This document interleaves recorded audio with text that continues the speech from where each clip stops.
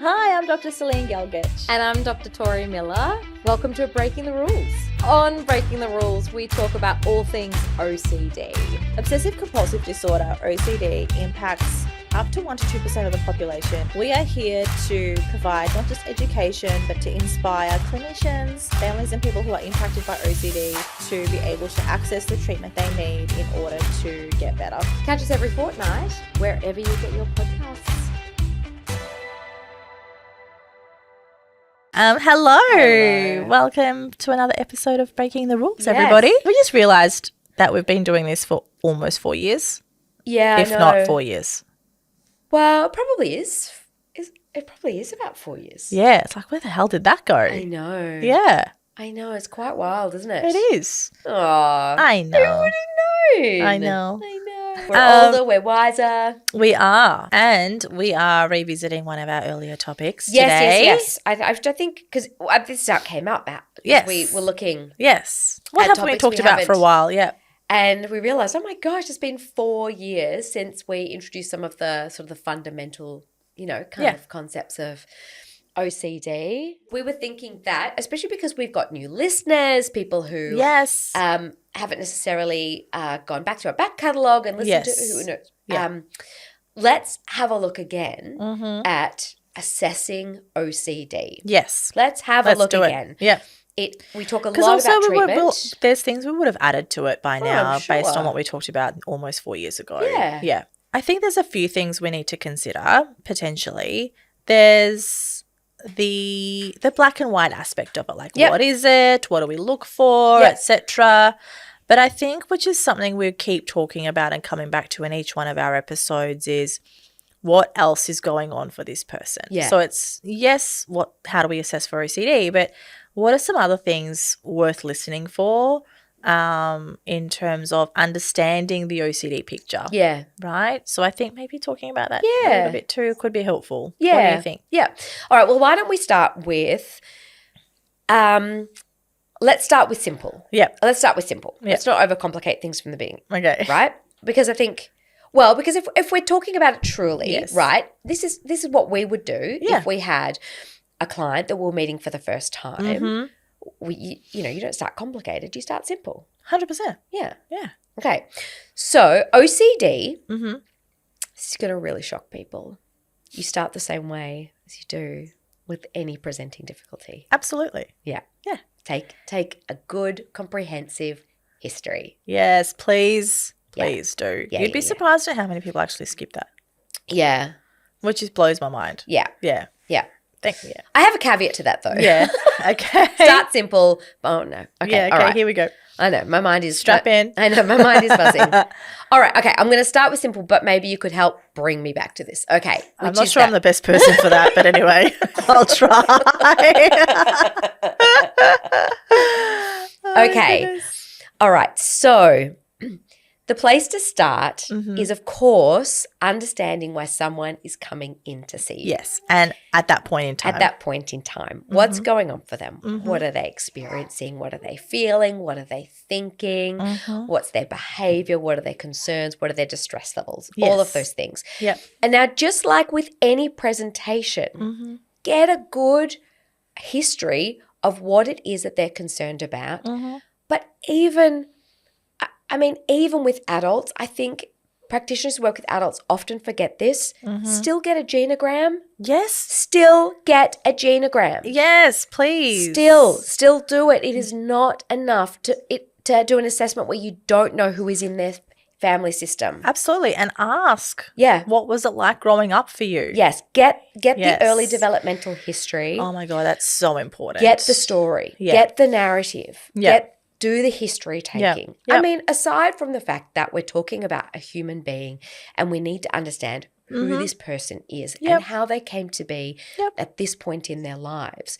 We also know, truly, if we're assessing for OCD, we're looking for genetic history. Absolutely. And so you need a couple of generations in order to map that out properly. You do, because what that tells you as well is, which is what the stats tell us, is if you've got a first-degree relative with OCD and it started off when they were younger, the rate of next generations developing OCD is 10 times higher. Right. So you want to know that information. You do. Yeah. You do. Yeah.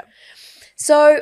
And equally true in the same breath, we know too that the stats tell us that there are 2 age of onset clusters and they're in late childhood, the first cluster, and early adolescence. Absolutely. Not early adolescence. Early adulthood. Early adulthood, thank you, is what what I was meaning to say.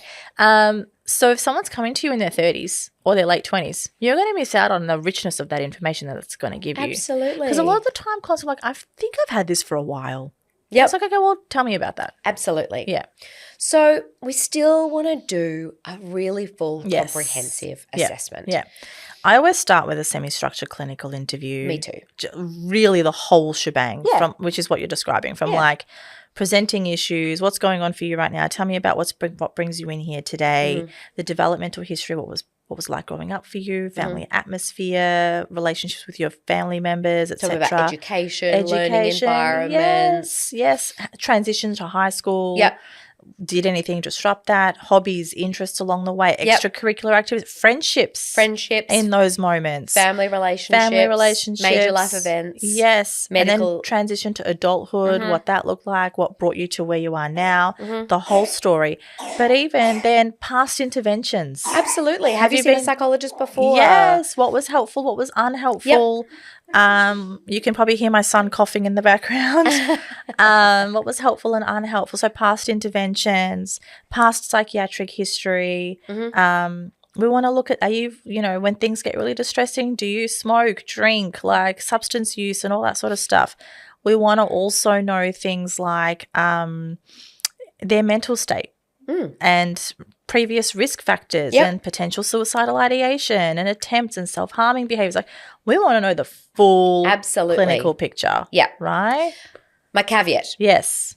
My caveat, which is something that I talk about with my supervisees a lot, right, is that is the framework that I think we recommend and prefer. Yes. And it must be done. Yeah. However, my caveat is that in this space with OCD at the moment is that because there's a growing awareness around OCD, because people are educating themselves more and more, because oftentimes people will come and you may not be their first or second psychologist, that they may actually be looking for someone who has a bit of experience with OCD, for example. Yeah.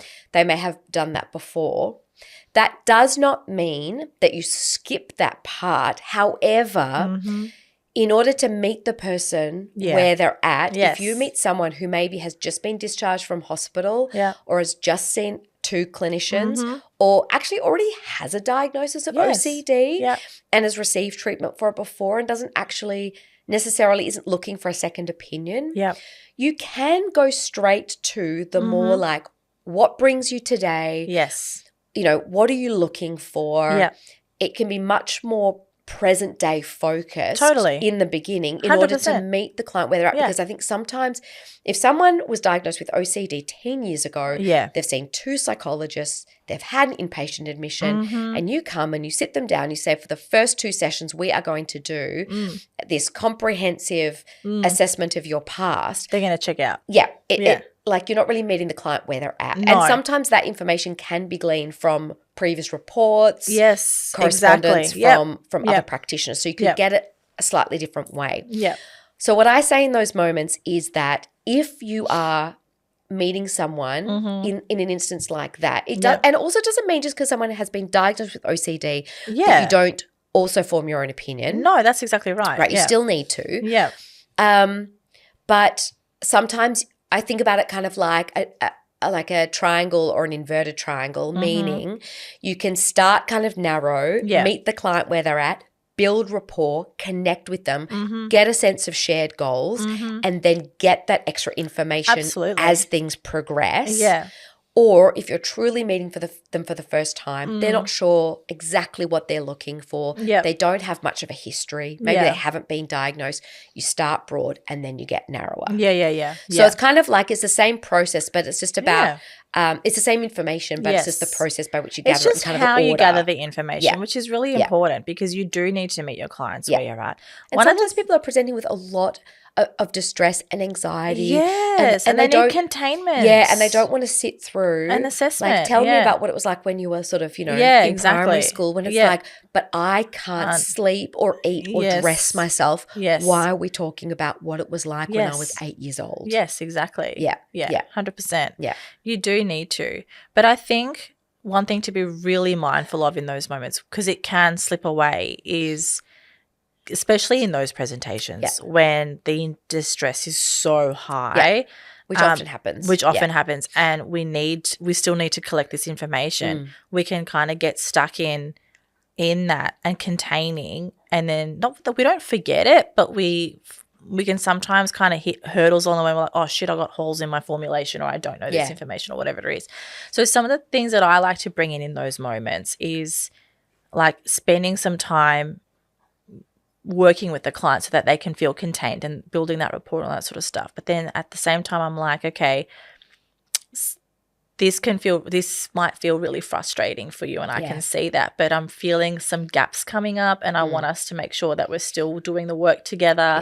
I'm going to need some extra information. Can we spend a little bit of time talking about this? So just again, which is something we talk about in all of our episodes, bring them with you, explain why, talk to them about what the process is, or acknowledge what's happening, the process in the room. Exactly. And saying you might feel like you're repeating yourself, but I've not met you before. I've tried to get this information, but I can't. If the GP is not responding, or some other care team member or whatever, or it's that discharge letter's taking forever to get to you, or whatever it is. Never comes, which is more often than not the case. And so it's okay to also have those conversations. Absolutely. In terms of saying, actually, I'm meeting you where you're at. We're doing all these things, but at the same time, I still need this information. Yeah, absolutely. Like, because it will help me to help you. Yeah. And a lot of the times clients are like, oh, yeah, sure, like let's, Absolutely. And so you might spend a bit of time kind of bringing it in that way, and it might be session 5 or 6. Absolutely. 3 or 4 or whenever. It doesn't have to be linear. And that's which is, I think, where we're getting at. Absolutely. In terms of we're big believers of just be flexible with the treatment, but still have to hold in mind what you need. Absolutely. So it's like so many moving parts. I know. Yeah. It reminds me of those memes that come up on Insta or wherever where they're like, your therapist just looks like they're talking to you, but there are all these moving parts, and it's got this huge list of stuff that we're doing in the background. I know, it just looks like we're just sitting there nodding. Yeah. Yes. Moving a million miles an hour in our mind. Cogs turning. Yes. Yeah, it's so true. Yeah. Okay, so we're getting the foundation. We're getting the whole story. We're doing a full comprehensive assessment, right? Yep. But how do we then start narrowing down into OCD? What are the tools? What are your favorites? I think we use the same tools. Yeah. Like I the first thing I like to do is just listen out for certain flags of OCD. And flags for me are themes of intrusive thoughts that correspond with known themes of OCD. But that doesn't mean that someone has OCD. Yeah. They might describe perfectionistic tendencies, but I'll want to know a little bit more about that. So I'll say it's not so much someone having the intrusive thoughts or themes, it's what do they do when that pops up. Yeah. That's something I'm more interested in. Agreed. So are they followed by compulsions? How intense are those compulsions? Do they feel OCD-like in that? Are they repetitive? Do they feel relentless? What's it like to try to resist them? Yes. What happens if you try and stop them? Have you tried to stop them? How scary does it feel? How much does it impact your life? How much of the day does it take up? What does it get in the way of you wanting to do? Yeah. Or have you started avoiding things that you never used to avoid? Do you find your world getting smaller and smaller? Are you doing less and less? These are the kinds of questions I'll start asking. And if there was a lot of yeses coming through,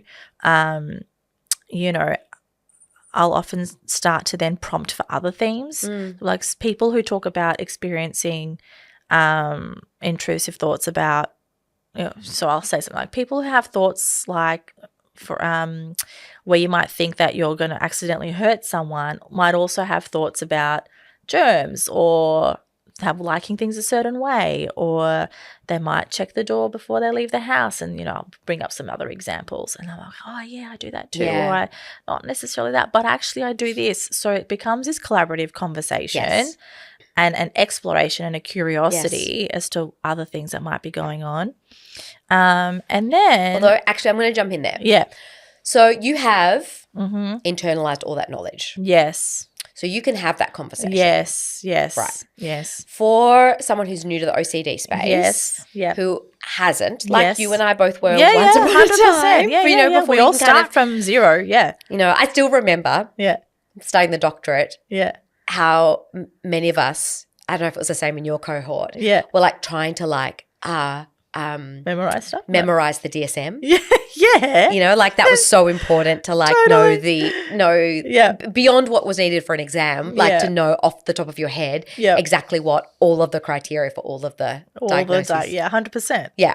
And like nearly 20 years on, I haven't memorized it. The whole thing. Why don't you know all the 300 and however many pages are in the bloody thing? If there is, it's at least that. I don't know. It's a lot. It's a lot. It's a lot. Yeah. But no. Okay. So if you're early career or you're new to OCD, use assessment tools. Yeah, that's where I was going next. Because knowing that, I then corroborate with psychometrics. Yeah. But if you can't, like if you don't know it off the top of your head, bring it in earlier. 100% go there. Yeah. So I usually then go, okay, we've got all of this. Let's back it up with some numbers. So I'll say, can we fill in this questionnaire just to kind of give us a numerical value to what we've been talking about? But then equally, I'm like, it might even tell us something we haven't uncovered yet. Yeah. There might be something on there that I haven't prompted for or that you haven't thought about. But if you're not sure, absolutely bring it in earlier. Now with the Y-BOCS, it is a tool that you can give to your clients. Yes. However, now this is a bit of a point of tension that comes up a lot. Yeah, it does. Yeah.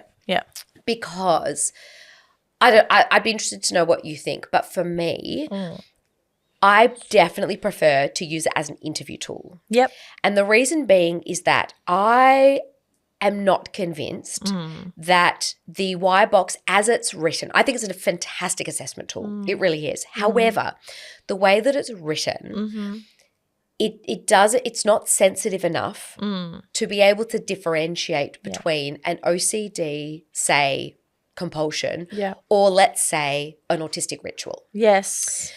Or the reason or the function behind the behavior. Yes. It is literally just a tool for saying I do or I don't have this behavior. Yes. And so now you can get someone to fill it in at home and then come in, but then you still have to go through everything to say, okay, you've ticked that you do checking. Tell me about checking. Yes. You've told me that before bed you like to straighten your bed covers and put all of your things nice and neatly on the side of your bed. Tell me about that. You still have to check it out. I've had instances where I've had clients who have completed the Y-BOCS with other practitioners and the practitioner has diagnosed them with OCD. Yeah. And then when you go back and go through it, there actually wasn't any evidence for it. It was very much based. Yeah. The reason behind those behaviors was very different. Yes. So my personal preference is to do it as an interview because I think we can tease it out. Yes. But as we go, but if you give it to someone to take home and then bring it back, then just go over all of the answers with someone. Don't just look at the Y-BOCS and go, oh my gosh, they've endorsed all of these compulsions. Yeah. Therefore, this is really severe OCD. Yeah. And I think the reason that sometimes comes up, I think, is because especially when there is pressure in relation to the fact that we only have, for some people who can't afford to pay a lot out of pocket for therapy, it can feel really hard to spend an entire session on doing something like a Y-BOCS, I think. And I think that's what supervisees often bring to me, which is, my gosh, it takes so long. Sometimes it feels like it takes 2 sessions to do the Y-BOCS.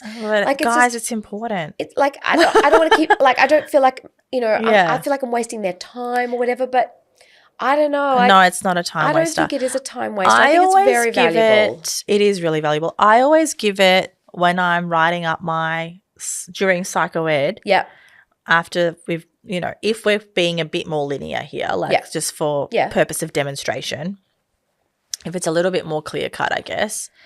But there can still be complexity. But what I mean is what we're describing before, there's no extreme distress. We're kind of following a bit more protocol. Anyway,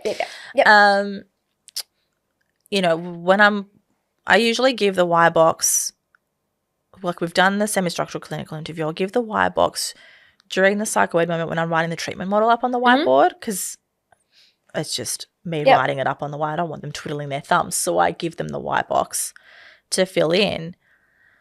But I think in my instance, because I prompt a lot during in clinical interview, a lot of that I've already teased apart. It's almost like you're doing the Y-BOCS without the instrument in your hand. Yes, exactly. But in the beginning, no, I had to. It would be exactly how you described. I would do it with the client. Yeah. Also, too, because I noticed a lot, and this in itself is diagnostic. A lot of my clients, especially with intense order and symmetry, or moral scrupulosity, or who had the need to know or the need to clarify everything. Yes, so true. It would be a really slow process. So that prompted for me to help guide along, And so in the beginning, yes, but over the years, I've basically incorporated those questions into my clinical interview because, like you've said, I've internalized so much of it.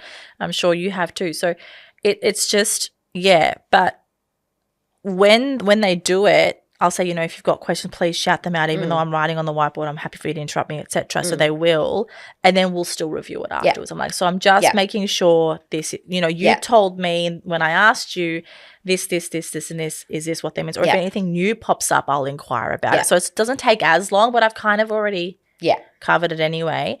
And the other one I always go over is the severity rating. Yes. Because I think it asks the same questions for obsessions and compulsions.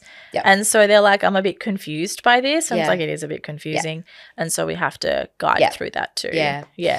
Now, but it's important. Just in case anyone's listening, I've just realised we haven't said what the Y-BOCS is. Oh, it's the Yale-Brown Obsessive Compulsive Scale. Yes. It's a free assessment tool. Yes. There are readily available online. Many versions available online. Just find the one that has been sort of formatted to your liking. The other tool that sometimes I use, depending on circumstances, and is not a bad one, I think, if you are new to the OCD space, is Jonathan Grayson's assessment in his book. Scale in his book Freedom from OCD, which is a much more it's a much longer assessment tool, but you could definitely give that to your client to fill in by themselves because it is much more specific, which means it takes quite a long time. So that's actually probably better done at home. But it's literally like, do you have this obsession? Do you have this obsession? Do you have this obsession? Yes. Do you have this compulsion? But it's fairly detailed. It's very detailed. As in when it says, do you have this obsession, it fully describes what that is. It's quite a lengthy description. So I think it's really nice and specific. So actually that's I think are really good. And then that actually then you can turn that into a beautiful exposure menu. Yes, you can. Whereas the Y-BOCS relies a lot more on you filling in the information and having a bit more OCD knowledge in your mind in order to kind of bring examples like, do you do this or could you do that or what about this? Whereas the Jonathan Grayson scale is much more specific. So it kind of gives you a bit of a leg up if you're new to the space. So you could almost start there, experiment, and then move on to the Y-BOCS. And also help you understand what kind of questions to ask. Yes. And also help you understand what to hear and listen for when your client is talking. Because a lot of the times when you're asking, even when you ask what brings you here today and they start telling their story, you'll hear it. Yeah. You'll hear it come up in what they're telling you. Yeah. So you'll be like, oh, this is that, and you'll start to be able to map that for yourself. But there are so many psychometrics. I love using psychometrics to just quantify what we're already establishing, but also then fill in the gaps too. Yeah. And Yeah, but there are a few other psychometrics out there for OCD. The DOCS, I forgot, at least the dimensional obsessive compulsive scale, I've ever used potentially. That one. Jonathan Abramowitz's one. That's also a really good one to use. I don't use it as often as I'm a big I love the I just use the Y-BOCS. It's especially because I find the severity rating, because it's so sensitive to use fairly regularly. I kind of like to use it to help us track our treatments progressing. Yeah.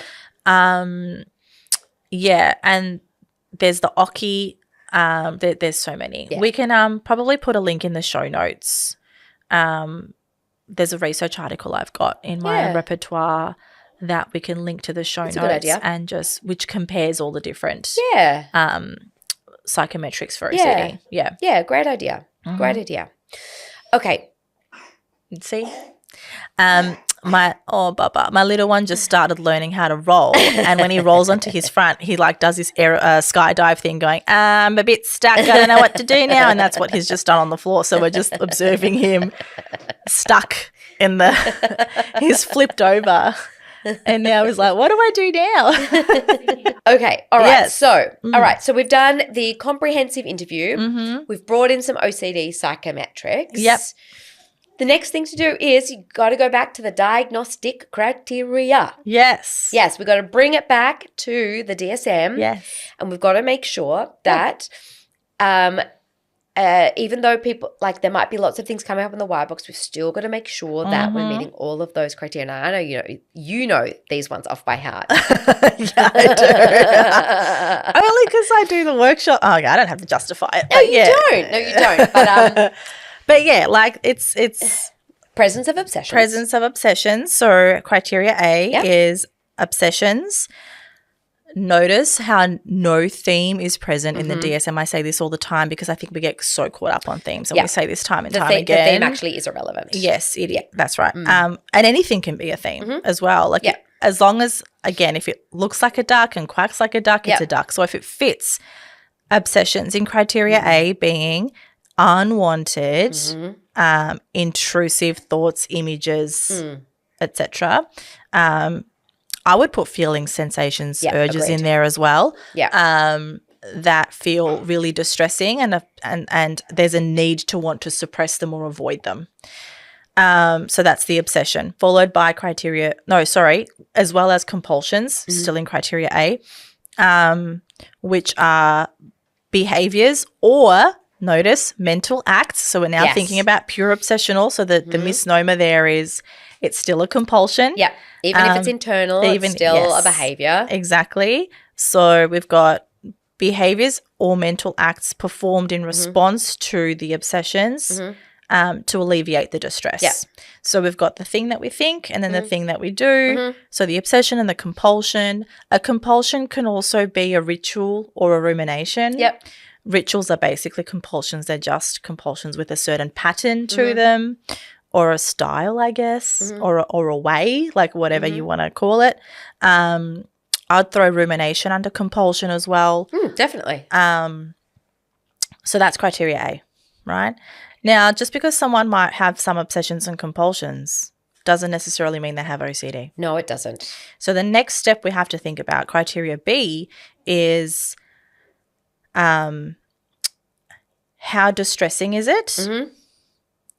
Or does it occur for greater than an hour a day? So how much time is it taking up? Or C, which I always get stuck on fucking C. So we've got functional impact. Functional impairment, right? So we've got functional impairment. How much does it impact day-to-day functioning? Now, there is an or in between each of those in the DSM, but I like to do the and or because it could be all of the above. Yeah, agreed. So we now have obsessions, compulsions, which are they distressing? How much time is it taking up? Is there functional impact? Yeah. Relationships, work, school, friendships, family life. Think about the whole shebang. And I think the hour per day is actually quite an important criteria to pay attention to. Yes. Because as we've talked about many times before in previous episodes, compulsive behavior can be seen in many disorders. That's right. In many. Yes, ritualistic behaviors, like think about stimming behaviors in autism. Absolutely. Or reassurance seeking in GAD. Absolutely. It's present all the time. However, you don't tend to see that. The combination of the distress. Yes. The distress and it being and it happening for over an hour a day. Time consuming. Outside of OCD. Yes. Yeah. Yeah. You might see lots of little blips. little things. Yeah. But little episodes. Yeah. Or you might see, say, in autistic individuals who are engaging in rituals. Yeah, might be half the day, but not distressing. That's right. Not distressing. Yes. Yeah.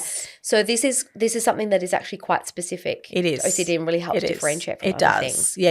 Okay. Yeah. We've got as well as the ego dystonic nature of the obsession component, that is a huge factor when it comes to differentiating between the bajillion, the not attributed to other mental. So next line. Yeah.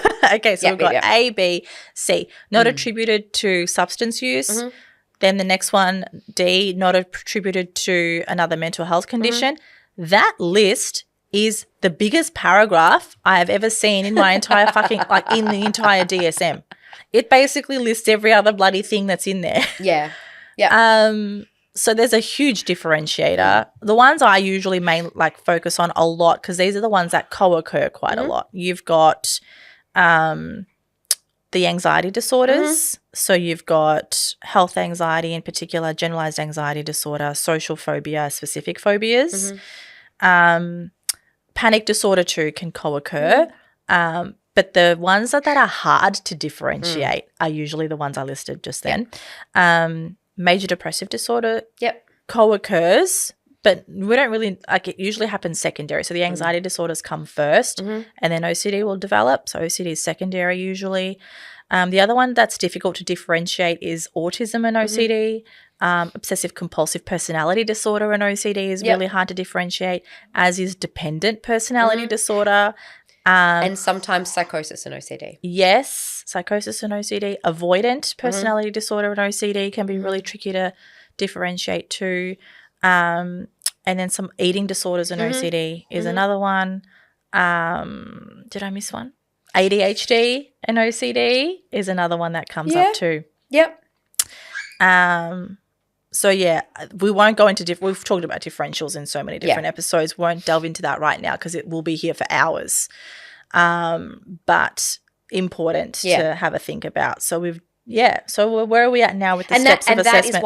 That is why the comprehensive assessment is so important. Yes. That's why we don't just assess specifically for OCD because we need to understand the differentials, but we also need to understand co-occurring conditions. Yes. And what's really important is ruling in OCD means ruling out other things. And you can't do that unless you have really done a full comprehensive developmental assessment. Even if your client is an adult, you still need to understand 100%. Even if they've been to therapy 10 million times before, they're new to you. Yeah. Right? Yeah. So you still need that. Yeah, and you can't do that bit unless you really understand if you're going to say that it is OCD, you have to say what it is not and why it is not those things. Yes. Yeah. Or if it's both. Yeah. You know. And so I think the other thing that's in there is not attributed to a medical condition. But the interesting thing is, and one thing that's worthy of note and not many people know about is PANDAS and PANS, which is basically acute onset of OCD due to an infection. Yeah. Usually a staph infection. It is not as responsive to ERP as so you actually need to treat it medically first through antibiotics and other physical and then the ERP is what medical stuff. That. Yeah, exactly. But you definitely need to treat the infection first. So I've only had 2 clients along the way in my career with PANDAS. Yeah. Have you had any? Yes, I have. Yeah. I have. It's been quite interesting because, I think it's sometimes I think what I've had, because it's not a widely recognized condition, and it's still a little contentious in Australia. Yes. And so a lot of, I know, practitioners aren't comfortable kind of diagnosing it. Yeah. And pediatricians too, I think. Yeah, that's what I mean. And so I think I've had some families who have been looking back and saying, I wonder if actually, now that I look back, if it might have been. Yeah. Now that we know a bit more about it. Yeah. But otherwise, I've probably had 3 or 4. Yeah. But again, I don't think that anyone actually was comfortable saying, this is what it is. This is what it is. However, that's interesting. Yeah, treated for it sort of anyway. But it was for me, my first one was just by chance. Like it was the young person, and it was such intense OCD, and I'm like, why isn't this responding? There's something not right here. And I'm like, there's something missing. And I just by chance had read about pandas. Yeah. And I was like, oh, maybe. So I asked the question to the family, like, have she had like an infection or something, like an ill, like lately? And they're like, oh, yeah, actually. And I was like, shit, okay, we need to, I reckon this might, let's just rule it out. If it's a no, it's a no, because it's not harmful, right, in looking into it. And once she was treated with it settled right down. Yeah. And we were like, oh, thank goodness. Yeah. But also, like, it was, if I hadn't read that article at that time, we just would have just keep going in like this circle of, and they likely would have disengaged, to be honest. Yeah. Would have presumed that it wasn't working. Wasn't working or whatever. Yeah, exactly. Yeah. Yeah. So that was great. I was grateful for that. But like, it's really full on. But I can see why. But you're not wrong. Like it was very much, when I did look into it, I was like, oh, this feels a bit woo-woo, a bit like with anything new, right? Yeah. Like that doesn't have a strong evidence base yet. Yes. Yeah. It's still being researched. Yes. Yeah. Yeah, that's right. But there's been a good decade since that client that I had. So it's been interesting. So there's that too. Yeah. Have I missed anything in the criteria? I should know. No, I don't. Look, I don't think so. I don't think so. But actually, there are specifiers. We need to think about those too. So we've got insight specifier, good, fair, poor, absent, and delusional beliefs. Yep, is a specifier. But just because a client has good insight doesn't mean their OCD is not severe. Yeah, absolutely. Because a lot of the time our client's insight is really good. But but their distress is so severe. Yeah. And I think that's part of the torture of OCD because our clients know. Yeah. They know it's silly. They know it's irrational. They know it doesn't make sense. But when they're in that moment and they're in that loop, they can't stop themselves. They can't stop it. The fear is so great that they feel like they can't risk it. Exactly. So as in other conditions, insight can be a predictor of outcomes. Yeah, and it can be a protective factor. Yes, exactly. But not in OCD. No. We don't actually have that luxury with OCD. No, that's right. And then the other one is tic disorder that we need to specify. And there was one more. I've forgotten. Is it severity rating? No. Do they have the severity rating specifier for OCD? No, they don't. Tic disorder, and I can't remember what the other one was. Yeah. I mean, we're getting very specific here. We are getting really specific. Yeah. Look it up. Yeah, that's right. As one of my lecturers once told me, the reason why we have resources is so we can look this stuff up. That's right. Yeah. Okay, so comprehensive assessment followed by psychometrics. Yep. Followed by double checking with the DSM. Yep. Writing your formulation. Yes. All right. This is the next part, and this is where we're weaving it all together. And this is where you may need to consider some additional psychometrics outside of OCD space. Yep. If you're wondering about co-occurring conditions. Yep. But this is where you write your formulation. at this point in time, that is, I think, that is the heart of an OCD assessment. It is. Yep. I think the only other thing I would add is that you won't always have all of the information, just like with any condition. You won't necessarily have all the information up front. No. You may be able to make a diagnosis, but sometimes it's because people feel too much embarrassment or shame to tell you all of the things. It's a huge factor. All of the obsessions and compulsions that they have, that they're experiencing, but also people who, particularly those who have lived with OCD for a long time, may not actually be aware that some of the things that they're doing are actually part of their OCD presentation. It's been a huge part of their lives. And so it actually isn't until you start getting to work where they start to build insight and start to recognize just how widespread their OCD is. And so sometimes, it's just about time. But if you do those things, if you do the Y-BOCS, if you do the big assessment, if you're working with kids, you're getting the information from the child but also the parents. You're getting that collateral information. That should be sufficient to make a diagnosis. Yeah, absolutely. Yeah. And then you should also, at that point in time, particularly from the psychometrics you've used, but also your clinical interview, you should also have enough data then and information to get started in intervention. You will then, that's part of the great thing about this process. Your trigger list is half formed for you. Absolutely. So you can get straight into psychoeducation. Which in fact most of the time you've already started doing anyway, because you tend to start educating your clients as you're doing the assessment anyway. That's exactly right. And so normalizing intrusive thoughts and all that sort of stuff. Absolutely. So you can, you are well set up. This assessment process will set you up so beautifully to then proceed seamlessly into what is ERP, why are we doing it, and then this is what we're doing. Let's go. It actually sets you up beautifully. The flow on from that is really gorgeous. It's true. Yeah. I think amazing. That's it. I think that's assessment in a nutshell. It really is. Yeah. Rock and roll. Yeah.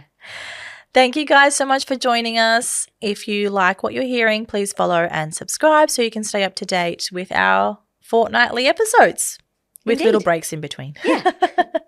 All right. Catch you guys next time. Thanks for listening and watching. Bye.